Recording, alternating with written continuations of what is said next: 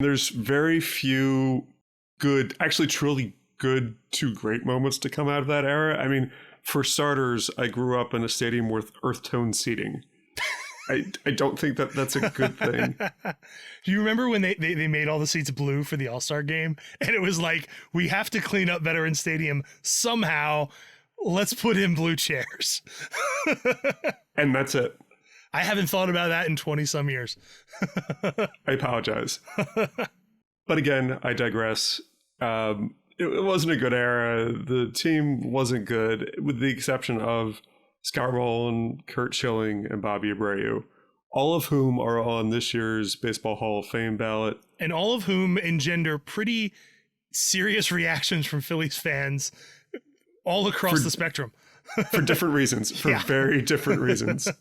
I think in Roland's instance, at his peak, he was the best of any of them. I think Schilling's peak was in Boston and Arizona, obviously. But when watching Rolen, he was dominant on both sides of the ball, and he was a great base runner too. Certainly played at a Chase Utley hustle level, but he was great defensive third baseman. If it wasn't for Mike Schmidt, he would be the best defensive third baseman in the history of the franchise. But as it stands, he's number 2.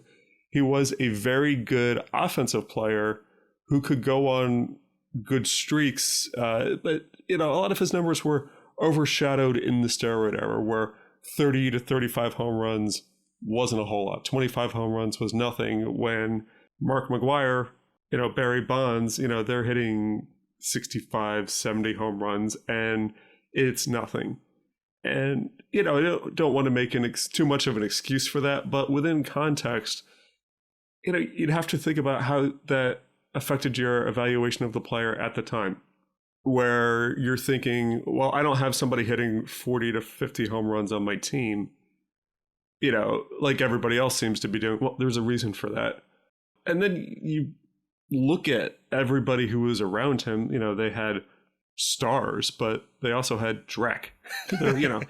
He was playing alongside. Drek was literally the left fielder for the Phillies back in the late 90s. Possibly. It's just one of those things where you look back at it. It wasn't a great era. Somehow baseball's my favorite sport. Again, maybe we can look at why that is at a future time, despite these very, very humble beginnings.